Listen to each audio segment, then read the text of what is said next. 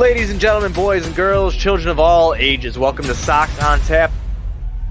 Tony, my first reaction is just, fuck yes, let's go. Sox versus the Twins. That's where it all starts, because it all starts taking care of business in-house in the Central Division. That's right, I'm a meatball. You got to bring that top button swag, baby. It is always great to beat the Cubs. And I'm a homer, so I always say they're gonna. Dallas Keuchel Lancelin got some beards that you should be afraid of. What everybody said when he gets out there, it's me versus the other guy, and I'm going to beat him. So I just love that mentality. It's cool and fucking tough. Steve, would you say that Tony is mad online? I would definitely say that. The White Sox winner.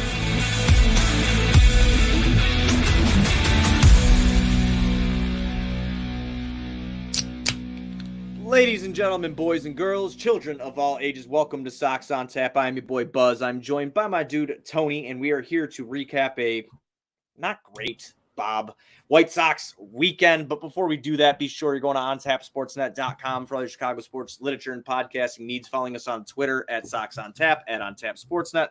Following Tony at Tony On Tap and me at Buzz On Tap. Anywhere you can listen to podcasts, you can listen to us. 5-star rating and review, because that's, you already know, cool and tough.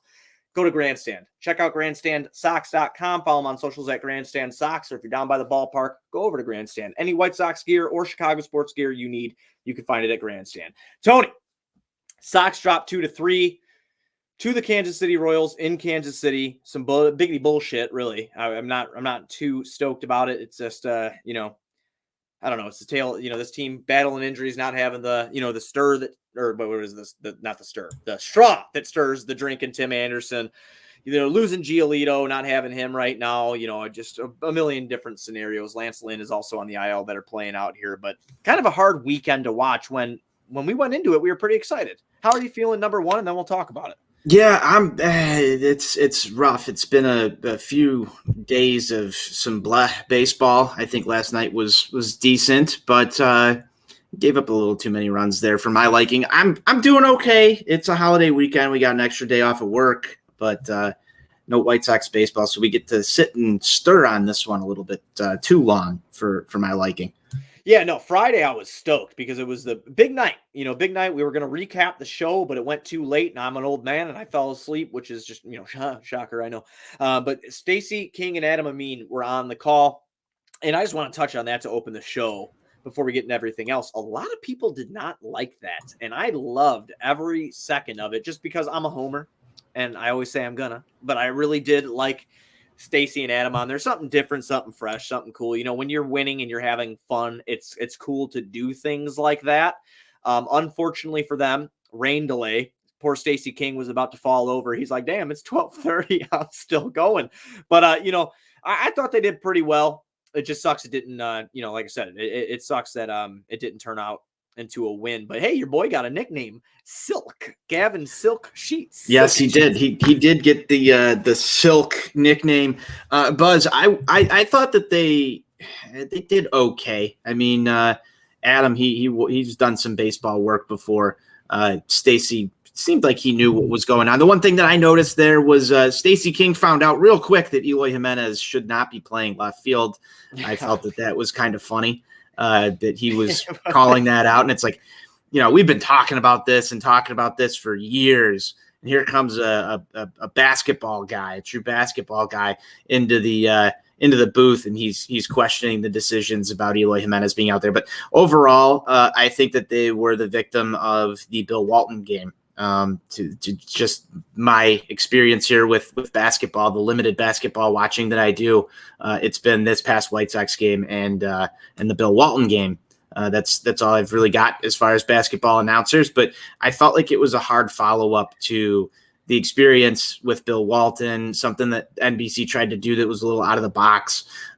Rain delay was not helpful, and neither was the White Sox offense at all that game. So it led to some interesting things that, it's really hard to fill airtime. And I think they even commented on how different it is to call a baseball game. Just the pace of it is incredibly different than, say, hockey or basketball. Or even football, Buzz. So it's a totally different experience for those guys. And I know you enjoyed it as a Bulls fan. It would have been great if the White Sox had a route. I think it would have been a lot better and more well received, but I kind of lean with those that weren't a fan of it because it got to a point where it's like, what am I watching? Yeah, I guess. I mean, like I said, I liked it just because it was something different. I love Stacey and Adam. It's an interesting tidbit that Adam had said. I did not realize that Adam Amin had interviewed for that job. I didn't know that. I did not know that Benetti got that job over Adam Amin. And I was just taken away by that because Adam Amin, and so is Benetti, no doubt. Like, and I'm a big Benetti guy. I love Jason Benetti. I think he's great. I think he's just, he could do any sport for the most part. When he was doing college basketball and even the Bulls games that he stepped into, I thought he did great.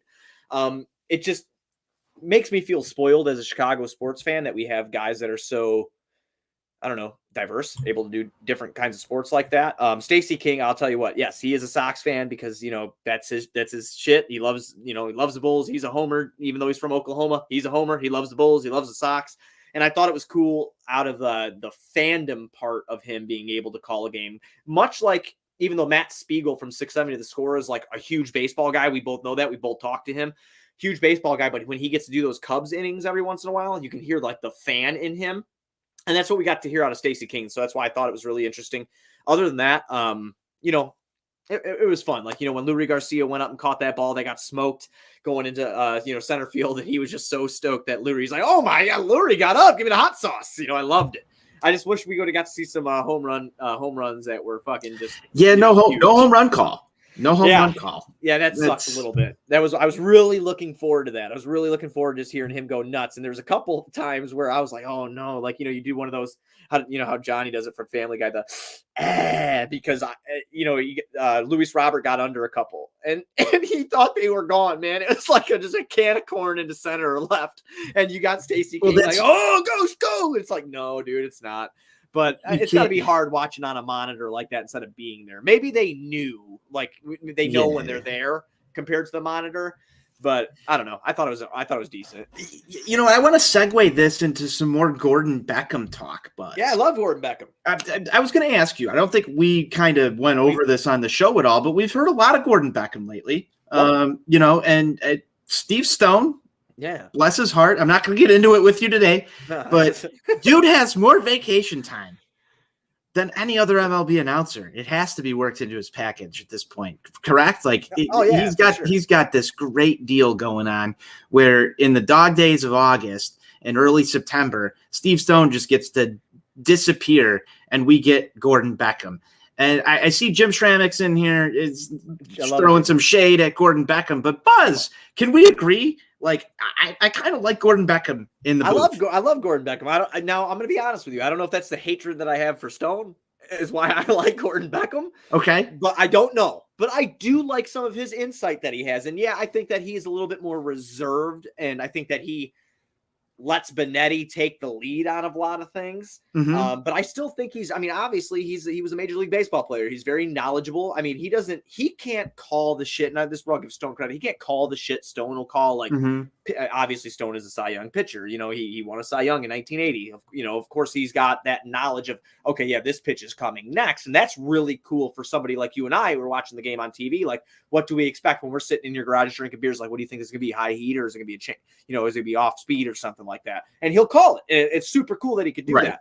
But Gordon Beckham, him speaking on playing with Abreu, I think is pretty cool a lot of the time. Yes. Him speaking on when he came up to the majors and all that noise and like him knowing kind of today's modern baseball. I think he compliments. Cool. I think he compliments Jason Benetti very well. He's got that, he's got that different background in the sense that it's not even that he played the game, but he just comes from a different area. He has different stories to tell, and he's got a story for everything. And for as much as we saw on Friday with Stacey King and Amin, they seemed like they struggled to fill some of those lulls within the broadcast. I do believe, I do think you're right. Yeah. So for where people say that Gordon Beckham won't shut the fuck up, like, and I get that a little bit. I think that's my one complaint is like, it feels like sometimes he's talking for,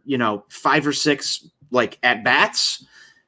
he can fill like a boring baseball game with stories and just randomness, kind of like he did today. And it's just stuff that's out there that kind of just keeps you involved in listening to what's going on. And so for as ridiculous as some of the stuff is that comes out of his mouth, like it's entertaining, like it's there. Like that's why I want to keep watching. So that's where I give Gordon Beckham more credit. It might not be the best baseball analysis, like you said, on the pitching side, but he's going to say something that's going to make you talk to whoever you're watching the game about whatever he just talked about. Like today, you brought up the gummy crawlers or whatever. But Yeah. so, like, did you have that oven? Because immediately I'm sitting there talking to my wife. I'm like, I had that oven. I know exactly what he's talking about. And I think for our generation a little bit, if Gordon Beckham wound up with a microphone, there's a story there. There's a lore. It's like, here was this ultimate prospect for the White Sox that we all grew up with, and we all thought he was going to be awesome. Yeah. And then our kids' generation grows up and knows Gordon Beckham as this announcer. But we know the real legend of Gordon Beckham and everything that went on. I think it's picturesque. I think it works. I think it works too. And like I said, I like him. I like him a lot. And I'm trying to put the hatred away and say that I do think that Stone is probably better in the booth for sure. But Gordon's learning. Everybody needs to understand that. This is like, he's coming up into the lulls that you pointed out with Stacey and Adam Amin. Adam Amin if he had a color guy that knew the game there and Adam's doing play-by-play, he would have been fine. It's 100% a different broadcast. He would have been fine. Yeah, we're talking something completely different here. It was a fan experience for Stacey King. It was something different that NBC did. Crossing, two Jerry Reinsdorf owned teams, having fun with it. I tell you what, if the Bulls are kicking ass this year and having fun, I wouldn't mind having. But I love Benetti. Hasn't Benetti done a Bulls game? Yeah, I was gonna say Stone too. Like even just for some fun, for some shits and giggles, like a different perspective every once in a while.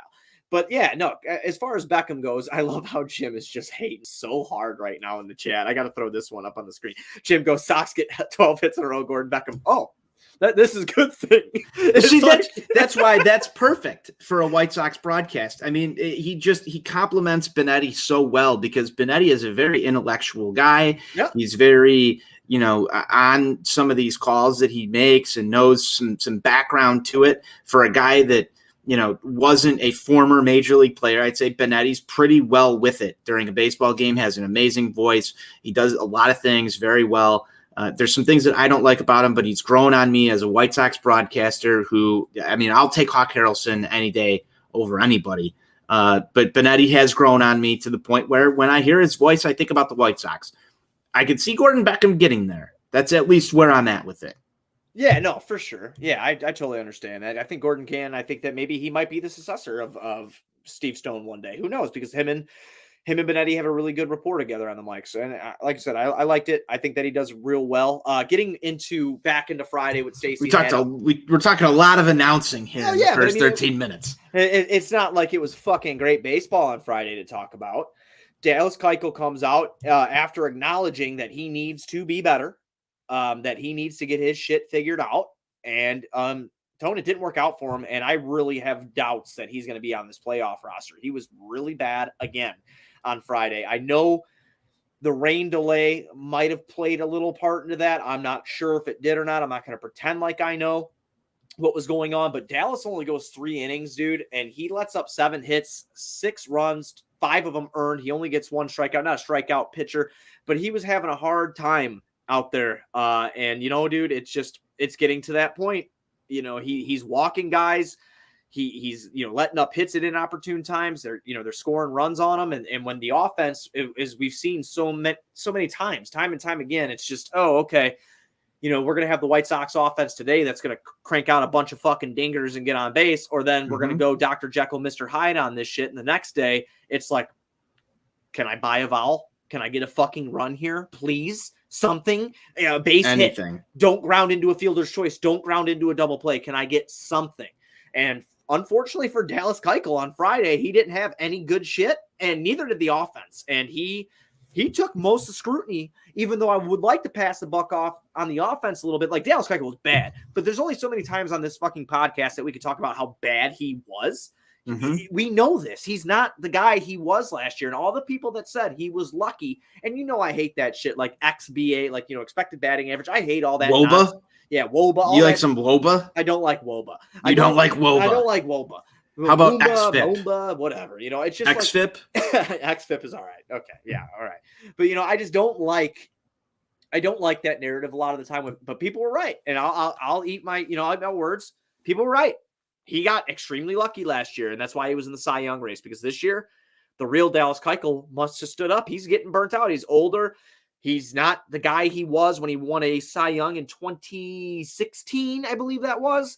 Feels like yesterday. Yeah, he's not that guy anymore. So, but the offense, man, was fucking putrid on Friday, Tony. They're fucking putrid. They get six hits in 9 innings. They score 2 runs. Both of them came, excuse me, in the 6th inning. Okay, and they couldn't do anything else. They end up losing 7-2, man. So this is Dallas Keuchel did, and I tweeted this. I'm going to use it again.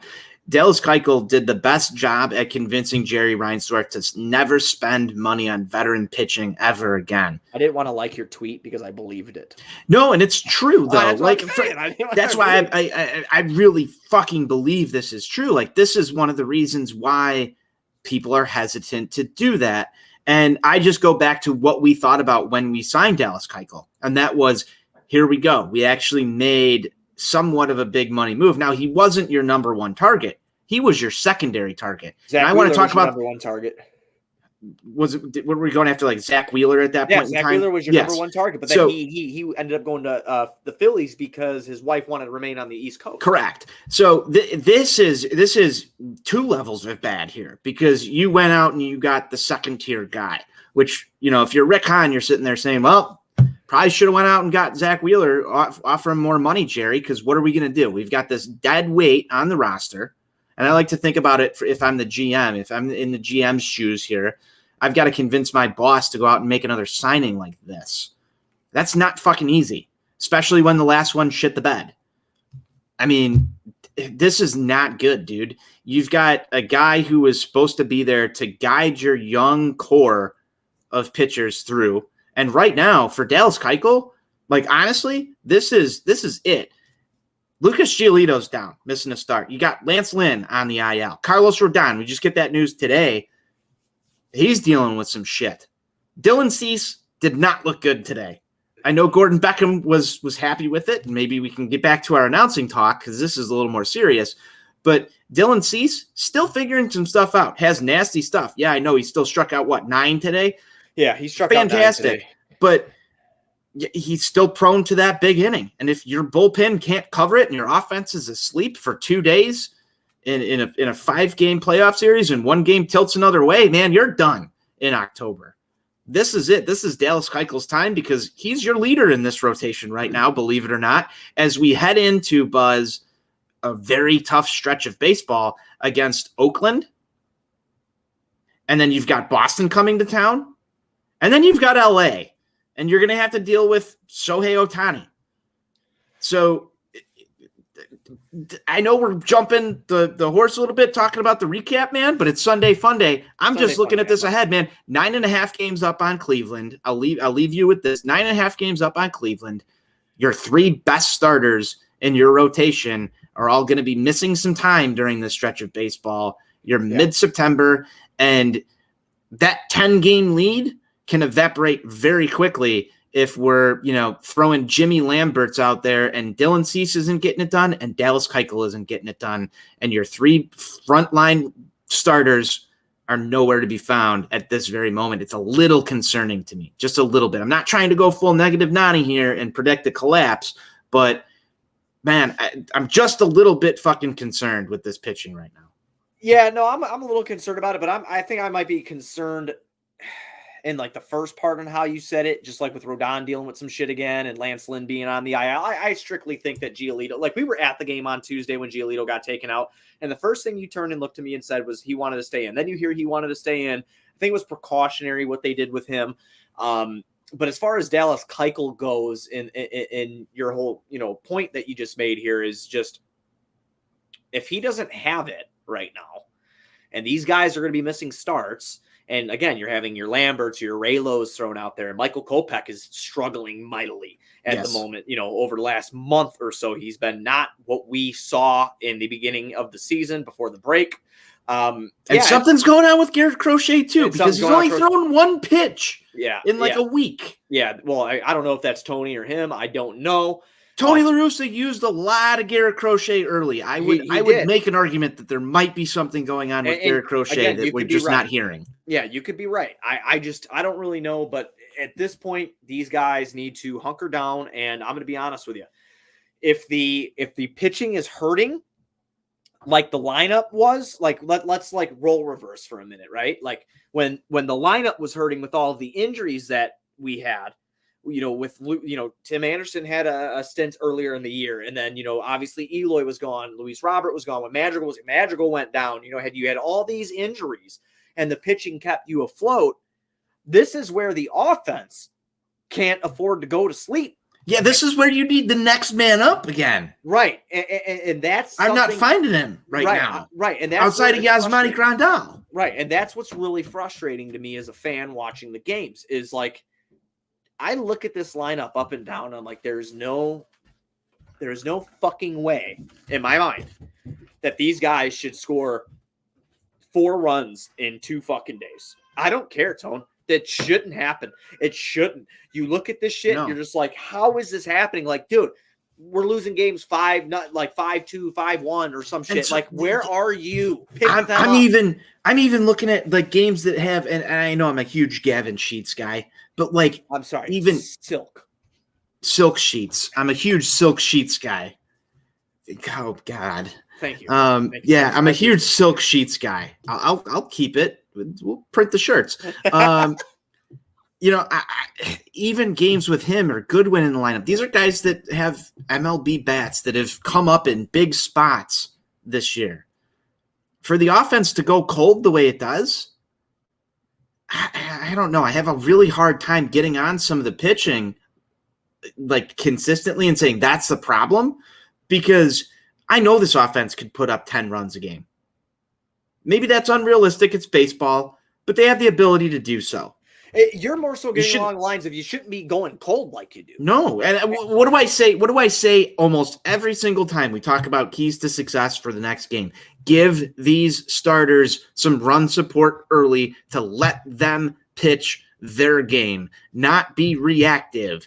And this lineup with Tim Anderson, Luis Robert, Jose Abreu, Eloy Jimenez, you go to Yohan Moncada there. If that's your front 6 and Gavin Sheets or, whoever else, Lurie Garcia, whatever, you want to throw whatever else towards the end of that. We haven't even said Yasmani Grandal's name yet.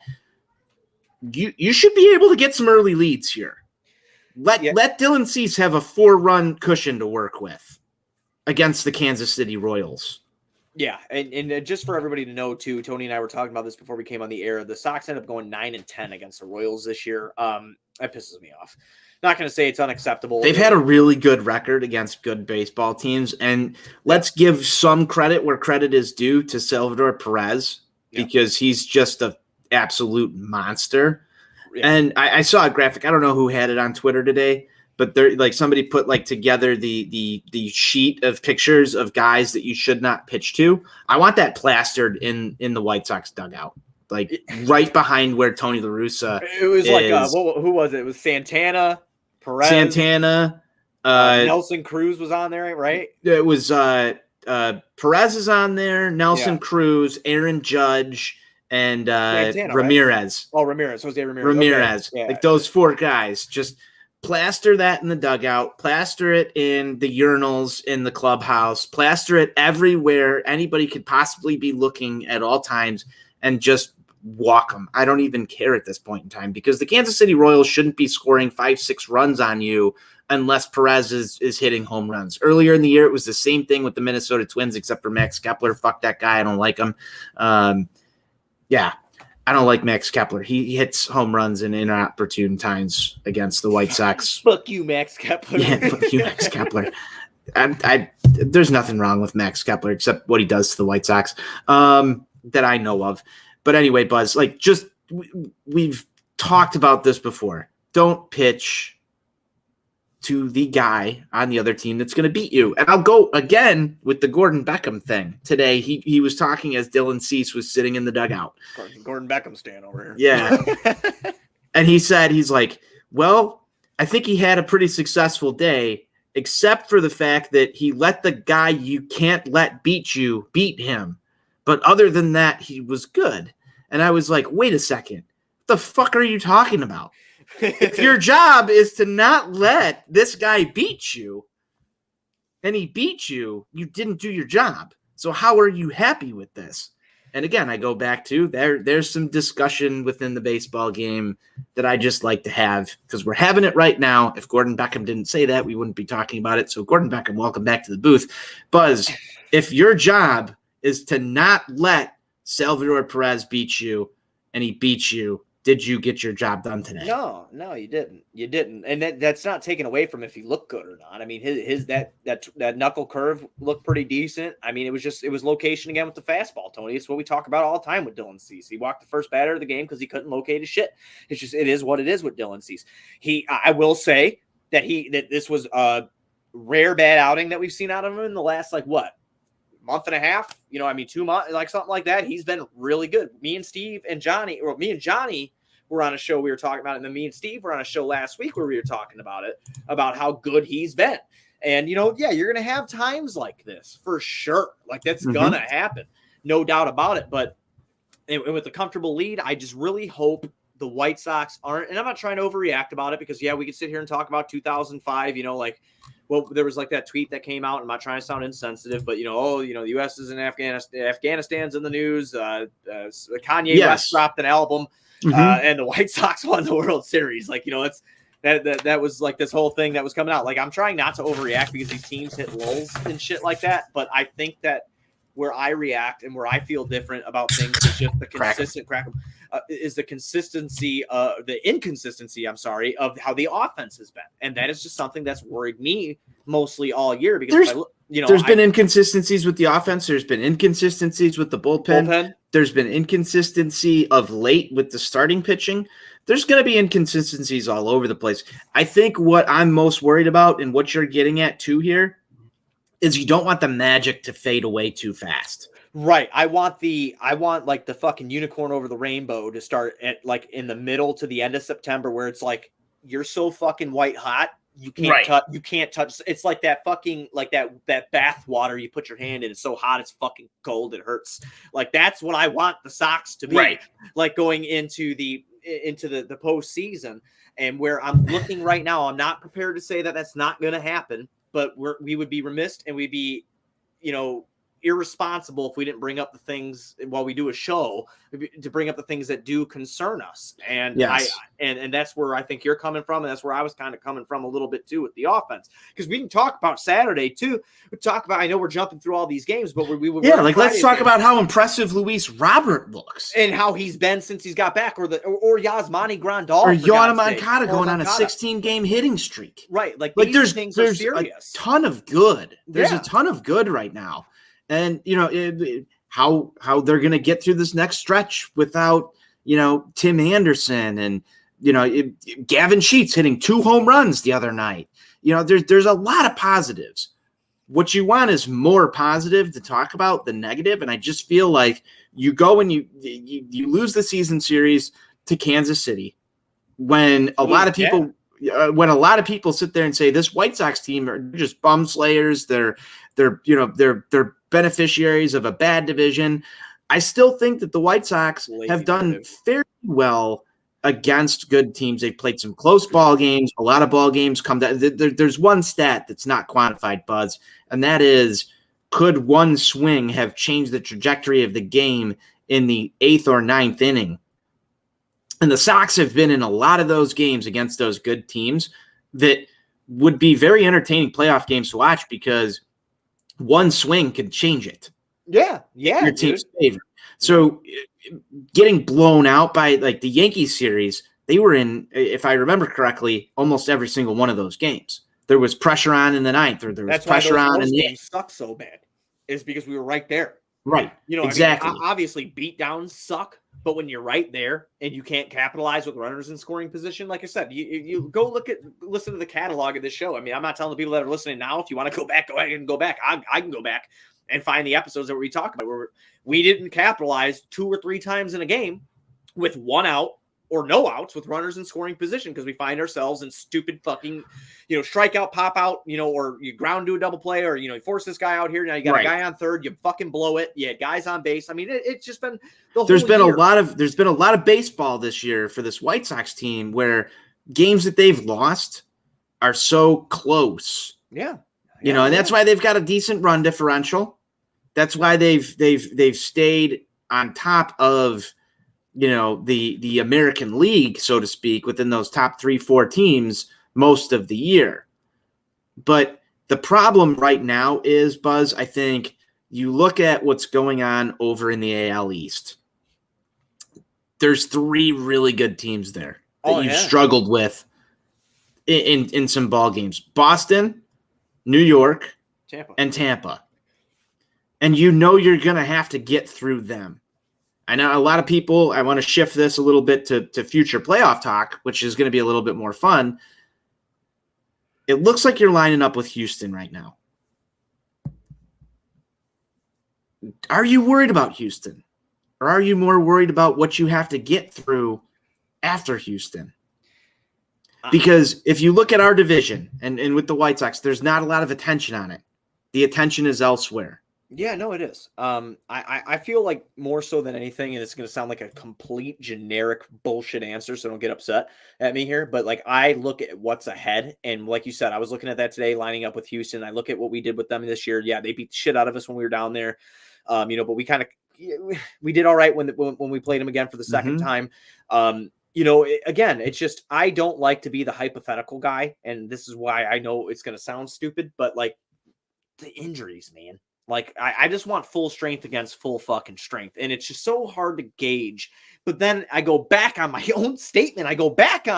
Because when we were finally kind of there with the lineup that's full strength, you're not putting runs on the board, man.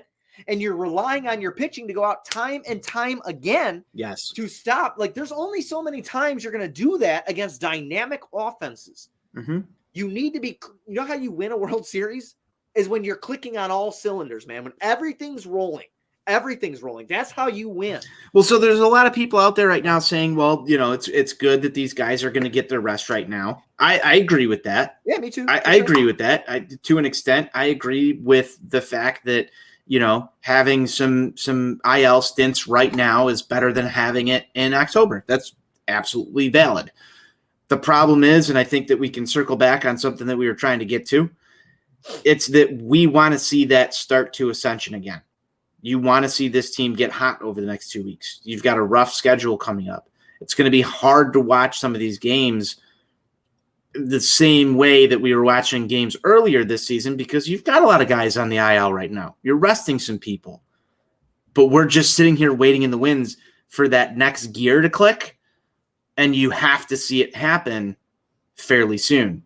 And I think that's where we're nervous because, well, we haven't really seen that happen. We know we had last year. Things didn't work out very well. That's our recency bias. That's where I start getting tripped up to. And it's a good point that you make. And again, I try not to live so much in the past, but I'm with you on that. Like when I feel like you take your foot off the throats of any opponent you're facing, doesn't matter if it's Kansas City, doesn't matter if it's Houston, doesn't matter if it's going to be Oakland in this next series or Boston after them. When you start getting lackadaisical, which is a fucking word, it is a word. If anybody wants to know, it's a word. When that starts happening and you're not performing to your standards, or maybe not your standards, but your potential, is what scares me. And we watched that in 2020. We watched that in 2020 when we ended up losing the division to Minnesota because we had that shit. And then you start losing games, and you got, we're going to get in the postseason. We're going to get in the postseason. Then we're going to turn it up. No, man, you got to find that gear. And that's a big reason why I do believe that Tony La Russa was brought in. We've talked about that before. I think that I think that Tony has a lot of that mindset. He's not stupid. He knows when to rest guys too. So that's the thing that I'm hoping, right? Like, well, no, as a White Sox fan, I'm hoping, and I have some faith. I have some faith. Right. That the way that he is navigating this right now is better than the way that Rick Renteria navigated things. Well, and again, like you and said, I would say that the resumes speak for themselves. Well, right, yeah, but you're saying you have faith because we don't know that. We don't know if it's the makeup of the players. who feel confident or if it was the makeup of the manager. I don't know, dude. I'm not in the clubhouse, Like, I don't know if it was like we hear Tim Anderson, I'm gonna beat the shit out of everybody, want to do all that shit. Well, I tell you something right now. I love Timmy, but last year it was just so weird because I didn't see a lot of those players have that mindset. I don't know if it was them. I don't know if it was Ricky, but I do believe that if somebody had a better hold on it, it would be Tony La Russa with again. It would. I mean, for the fact, just the simple fact that things have seemingly worked out this year a little bit better through the course of the season. The way that the team has gone about some of those things, the way that Tony La Russa's resume as a manager and what he did with St. Louis, what he did in Oakland, just all those things that add up over the course of his career, he knows how to get through the dog days. It's frustrating as a baseball fan to watch.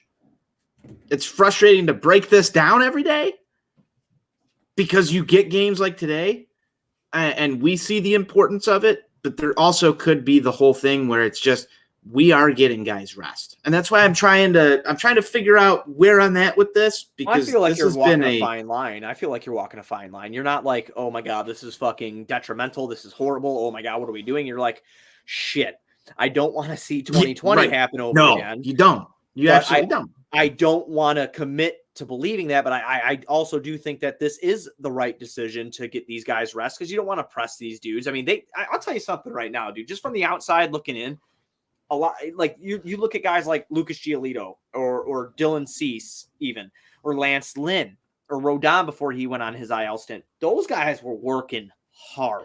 Rodon, I'll give you Rodon especially. I will give you Rodon I feel especially. like Lynn too, even though Lynn said that he likes going later into games because he feels like he gets better. That was like that interview he did with NBC Sports Chicago. And he was like, I like going further into games because I feel better. I've seen that guy before. I know how to attack that he guy. likes to be uncomfortable. Right. And like, I like that. But the amount of work that they've done this year, I could see why like resting them would be a good decision now because those guys were going ham, dude. Not missing starts, fucking killing everybody that came up to them. And we were talked about as the best rotation in all of Major League Baseball. So if Johnny were here, he would talk right now about how Carlos Rodon hasn't thrown a full season in quite a while. And I think that's neat. 2017. It was like 2017, 2018. I'm going to actually go pull the Carlos Rodon baseball reference reference we need a page. Stat guy. I'm going to be the stat guy right now. I'm going to go pull Carlos Rodon's baseball reference page. And, the last time he threw, it was 20 games in 2018, 120 innings pitched. He's already at that 119 and 2/3 inning mark, Buzz. Yeah. So, his career high is 165 in 2016 and 139 1/3 in 2015. So you're already maxing out Carlos Rodon. Where he's been in the past. Yes. You're basically back to 2016. Like you're maxing out where you're at with Carlos Rodon. And it's scary because you still need to rely on him if you are going to have a World Series championship White Sox team. You probably need another 40 innings, maybe 50 innings out of Carlos Rodon. Oh yeah, for sure. And again, I'm not ready to sweat yet. If it's all precautionary and, he's not feeling like rest him now when you have a big lead, just again, it goes back to what I said before when we went down this whole rabbit hole. It's just, if the pitching is lacking and it's really, if that's the case, the first time we've really seen a huge adversity with the starting rotation this year. It's the first time we've really seen like, oh, fuck, we got these guys are hurt. Like, uh-oh, what are we going to do here? Then that's when your offense needs to really like, okay, you know what? I'm not, fuck this talk about, us losing this or, Cleveland creeping back in. Let's put the bat on the ball. Let's start making some shit happen. Easier said than done. I know, but that's what you need to do if you're the White Sox. Just keep it fucking smooth, man. Stay consistent, and that's how you'll win. I there's not one team. Back to your earlier question too, whether we see Houston or Boston or New York, I'm not afraid of any of those teams. Even though we had a rough time a little bit, but I think at full strength with people rested, I'm not. After we destroyed Orbit in the parking lot, it was all over for Houston. Yeah, fuck Houston. And fuck Orbit too. And I drank his insides.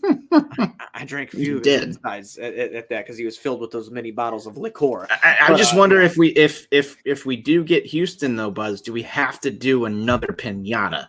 Oh yeah, no, 100%. Yep. Yeah, we do. It just has to happen. But yeah, I mean, and then again, when we were talking about Saturday night's game, Sox. I'm not going to run through everything, but the Sox come out and they score 10 runs. You get a home run in the first inning from Luis Robert, who's been on an absolute tear since his return. He was batting second. He had 4 hits on Saturday. Absolutely electric shit out of him. Yasmani Grandal had 3 hits and a walk, drove in 4. I mean, these guys, Abreu 3 hits, absolute great game. Unfortunately for the pitching itself, Raylo, he was all right. I mean, he had 4 innings, let up 3 hits, all of them earned.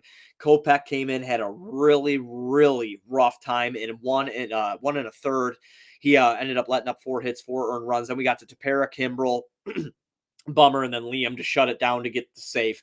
We talked a little bit about Kopech earlier, so I'm not going to bore everybody with that again and just go over our words of what we already talked about. But, again, that's just a point that I made before, is when the offense is clicking, we'll usually win these games because there's so much talent in it. But then you go into Sunday's game today, Tone, and if you're listening to this tonight or Monday on Labor Day, happy Labor Day weekend, everybody, by the way, from us here at Sox on Tap. But you come into this game, Tone, we get 6 hits. We match the Royals in hits, but the Royals come out, get 3 in the first inning, and the Sox don't do shit. They don't do anything. They had 7 left on base. This is going to kill you. I know you're going to hate this stat, and I really don't feel like telling it to you, but I'm going to. 0 for 1 with runners in scoring position. That's not good. That's not good. I had notes on that one. Did you? I thought you did. So I know you like this, man. So, I mean, it's just like a piss poor performance of what you got out of the offense today. You got a piss poor performance because after Cease let up those 3 earned runs, Foster comes in. He lets up 2 of them. He gets 2 earned runs from Foster there, and we just kind of go through whatever we got to go through. When the offense ain't clicking, it ain't good, and the fact that you can't get on the board against Kansas City today, against Brady Singer, it's just fucking unbelievable to me. I know he's got a lot of talent. He's gonna be very good, but this offense should have been able to make something happen. And they didn't pick up their pitcher. And that's something where I want to see the consistency play out more. But I'm not going to keep beating that. That's my last time I'll say that. Yeah, I've got the notes on the 0 for 1 with runners in scoring position. The fact that you didn't get a runner until to second base until the 9th inning, and then my guy Gavin Sheets just can't get the job done. With 2 outs in the bottom of the 9th, like, oh my God, you can't have that. Like, you're never going to win a baseball game if you can't get a runner to second base until the 9th inning. It's just not going to fucking happen. That's the most concerning thing today. Too many ground balls, terrible plate approach, just terrible plate approaches from everybody on this fucking roster. If it's not Yasmani Granda, I think Gavin Sheets may have had the best plate approach all night on a ball that he winds up like grounding out on because he saw like maybe 8 pitches. Brady Singer, 75 pitches through, 6 innings or something? Like, that's exactly where a starter needs to be to rest your team's bullpen, to get through 7, 8 innings. Dylan Cease threw 17 pitches today before we got the first out, and it was already 3-0. And if you kind of watch the pitch counts through the game, Buzz, I look at that very heavily, just to kind of project where you're going to have to go in the bullpen. 17 pitches through the first inning, that's bad in and of itself. You should get out of the first before that. And when you're already sitting there in the first inning down 3-0, 17 pitches, nobody out, I didn't like that at all. And you have to take some pitches. You have to work some counts. The White Sox offense today, outside of their inability to get the job done with runners in scoring position, looking at you, Gavin Sheets, when your 1 attempt that was even possible today, the plate approach needs to change in these ball games, because if you're going to go down the stretch here and you want to get white hot, like you said, You have to drive these pitch counts up in the first 3 innings on these guys, 45 plus through 3, to even have the kind of trajectory to get to a point where you've got a guy on the ropes in the 5th, 6th, 7th innings to get to a bullpen, especially if a guy's got good stuff. You saw this against the Toronto Blue Jays. What was that, the Robbie Ray game? You've seen this plenty of times with the White Sox offense when you've got maybe 1 or 2 guys in that lineup that are sitting on the bench or not available to you. One of them being Yasmani Grandal, and the second guy, whoever decides that they want to see more than 10 pitches today. You have to start to drive this. And one guy in this lineup that I'm going to call for, Buzz, Yohan Moncada. I think he's got the most patience out of the rest of the bunch. He needs to take some notes from Yasmani Grandal. He maybe need to get back to the, I'm going to try and draw my walks and work the pitcher a little bit more. This is not a data-driven discussion, but you just need to do something because you cannot let guys like Brady Singer beat you the way that he beat you today come October. That's a huge problem. I 100% agree with what you're saying, man. I 100% agree with what you're saying. Working the count, it's something that the White Sox I felt have like struggled with all year. Not working counts, but when they do, they win ball games. So maybe go back, watch film, watch what you do, and see how it goes. That's the only thing I could really fucking think of at this point in time. But I don't know, man. Again, Dr. Jekyll, Mr. Hyde shit. If they won today, this would be a way more positive show. Well, yeah, I think it's been positive in the fucking realm of like the show. It's been positive. I mean, it's just we're talking about today. We're talking about the series. I mean, that's what we're here to recap in Sunday Funday too. Obviously, I'm not like burning the fucking house down because they had a bad series against Kansas City. It's just we don't want to see that continue. We want to see them learn from their mistakes and move forward and fucking win ball games. That's all it comes down to. And, we're not burning anything down yet. 9.5 game lead, like you said. It's just do better. Do better because we have a lot of tests coming up here before the playoffs start. Let's get into those. Well, let's get into the next test. So undecided for the White Sox on Tuesday because they are off on Labor Day, which just fucking sucks. Yes. It just of course, dude, we have an off day on Monday. Of course we have an off day on Monday. Us personally have an off day on Monday for the holiday and the fucking Sox aren't going. Like, God. And then you got to wait like how many 48 hours or whatever for a fucking, you got to like have this sit and linger. But we're going to go up against Oakland and that'll be in Oakland, which I fucking hate playing in Oakland. Me too. Who the hell is pitching for them? Because I have it on MLB and it says undecided. Yeah, I don't think we've got starters for Monday yet. Or Tuesday, I'm sorry. James Capperlin. Or Tuesday, sorry. I'm sorry, James Capperlin. If I said his name wrong, whatever. Sorry. I'm not great at that. But he's 7-4 with 3.87 ERA, 97 and 2/3 innings pitched for him. He's let up 81 hits, 99 strikeouts, and 97 2/3 innings there. He's let up 17 long balls. He's walked 37. Undecided for the White Sox on Tuesday in Oakland against Oakland. Oakland is entering that game at 74. Jimmy Lambert. Probably is. At 74 and 63. The Sox are now at 79 and 58, 21 games above 500. So that'll be the game on Tuesday, and that'll be a what start for us? At 8:40 Central start. So I will not be doing that post game because I'll be fucking crashed out. But yeah, expect Johnny and I for the for the Oakland series. At least the first 2 games. 8:40 p.m. start times. Yeah, it's gonna be fun. Yeah, that'll be a good series. Good test. Hopefully, hopefully Sox can take this off day, get some even more rest, get in there on Tuesday, and make some shit happen. Man, anything else you got for this episode of Sunday Funday? The last thing I've got, Buzz, and this is kind of a combination of cool things you've seen in White Sox land and shout outs. I went over to my parents' house earlier today, and my dad, the guy that he works with, was getting rid of some stuff, Buzz. And my dad picked some things up for me, some cool things. I should have brought him down. My fault, but I got a Game 1 World Series ticket stub. Oh, wow. From 2005. And then I also acquired the opening day, 1991 ticket stub from the first game played at Comiskey Park. That's really and cool. I also acquired, in the same case, a ticket stub from the last game played at Old Comiskey Park. And Are they framed?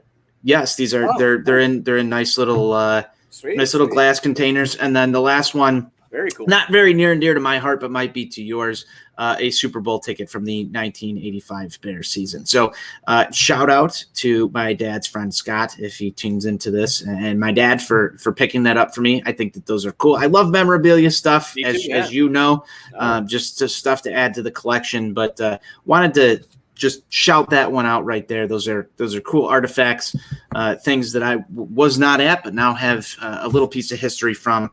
I know you talk about ticket stubs all the time, so I wanted to bring that one up to you. I got some cool ticket stubs. I'm also a big ticket stub guy. Yeah, I got a shoebox full of them. Of every Bears game I've ever been to, and there's over 100 in there. Every Sox game I've ever been to that had physical tickets at the time. Some cool shit that I saw this week. I would like to shout out Steve-O. I believe Bruhan Luke was there as well. Those are guys really, good dudes to us, became our friends, through White Sox Twitter. Adam KC, Brandon Stokes, who's another great guy that we know. Those guys went down to Kansas City. They made the trip for Labor Day weekend to go watch the games. Unfortunately, I wish they would have got some wins. I guarantee they had fun. Still, good company watching baseball. I wish they would have got the win. So I want to shout them out real quick. Awesome that they got to go do that. Another thing that I'd like to shout out on tap related is Dominic Fisk, Chris White, and Premier Amp Aaron Parpart are all out right now, which is a wrestling pay-per-view. And they're doing some great content over there, live pay-per-view right now at the Now Arena, formerly the Sears Center. So they're doing that. Hasn't that place changed like 17 times? I'm not sure. I knew it was the Sears Center for a long time, but then Sears went under, I think. So I don't know if they've changed or not, but it's where the Windy City Bulls play. So that's pretty cool. So, shout out to those guys for sure. And then I had one more fucking thing. Our Bears team. We got the Bears starting. Yeah, the Bears are starting. Our Bears team is starting. So check out Bears on Tap. Check those guys out. They're doing great shit over there. And I had one more White Sox related thing that I'm fucking drawing a blank on right now. So I'll just have to hit that when I can think of it. But that's really all I have for this week, man. If you're a wrestling fan, check out Premier Amp, Dom Fisk, or Chris White right now. They're there having a great time. So check those guys out at All Out, which is an AEW pay-per-view. So.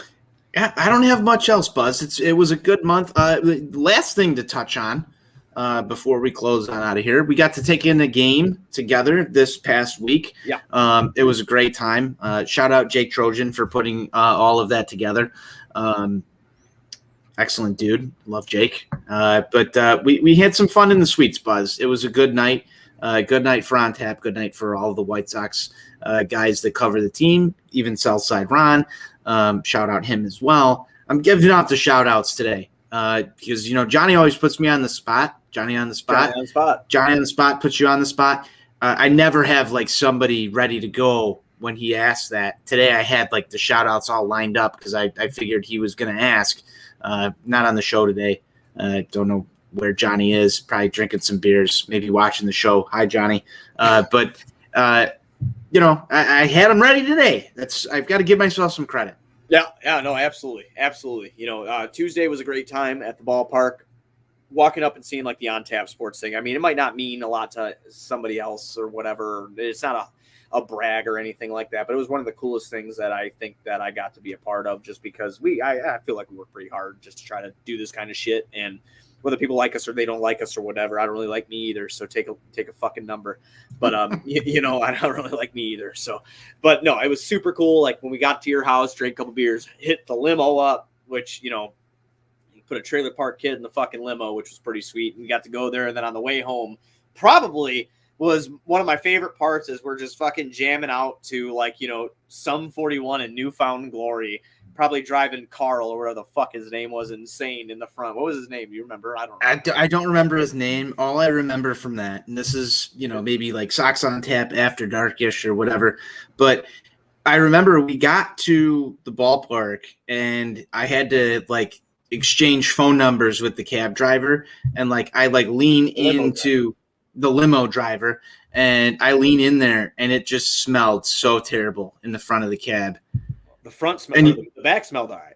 The back smelled fine. The back smelled fine. I leaned in the front, and man, like I'm still getting kind of nauseous about it. Oh God! Just thinking about how bad it was. But it was a good ride. He drove us. We got home safe. Everything was good. Everybody had a good time, as far as I know. I haven't heard any complaints. But it was a good time. It was great to take in a ball game with all of the On Tap guys. Different experience up there. From the suites. Don't get to do that very often. So I'm glad you were able to make it. I'm glad that everybody, Steve was there, Johnny was there, Berkland was there, all those guys, Southside Ron, our guy Schwartzy, who does a lot of back-end work at On Tap Sportsnet that I don't think a lot of Sox guys know, but he does do some stuff for On Tap, some of the graphics that you've seen in throughout the show or just on Sox On Tap. Come from him, and he doesn't take a lot of credit for stuff, so you may not have seen him. So shout out him too, going heavy on the shout outs today, Buzz. But it was a great time, and I can't wait to do that again. Absolutely. Shout out Jim Stramick too, because I like him. I like Jim. He's still in here. He's cracking them. Yeah, he's cracking them. That's what Jim Crack does. him. And Jim's got the day off for Labor Day tomorrow, so follow Jim for whatever meat he's smoking. I'm smoking a ham tomorrow. Did a leg of lamb today. Smoking a ham tomorrow. So yeah, that's all I got. We'll be back Tuesday. Probably won't be me unless I drink like a Red Bull or something. I'm gonna give him some Mountain Dew. Yeah, maybe a Red Bull. Yeah, mix those two together for a little bit of energy. But everybody, I'll invite you over for the game on Tuesday. Yeah, right, dude. I fucking work. I'll invite you over for the game on Tuesday if you want to do the post game live from Casa de Marchese. Yeah, you'll fucking pan the camera over, and I'll be like this. Let's just solo shot you for a second. But yeah, it's probably going to be Johnny and I for Tuesday and for Wednesday. Then we've got some day game baseball coming up there on Thursday. So we're trying to give you guys some programming notes. Not sure who it'll be Thursday, but I would expect Johnny and I to be with you guys late if you're a night owl. Buzz, you can close this down how we always do. We're approaching the hour mark here on Sunday Funday. I got to get more beers. Yeah, me too. Everybody be sure to go to ontapsportsnet.com for all your Chicago sports literature and podcasting needs. Following us on Twitter at Sox On Tap, at On Tap Sportsnet. Anywhere you can listen to podcasts, you can listen to us, 5-star rating and review, because that's cool and tough. Check out Grandstand for all your White Sox gear. Go to grandstandsox.com. Follow them on socials at Grandstand Sox, or if you're down by the ballpark, stop by Grandstand. We'll be back when we're back. White Sox forever.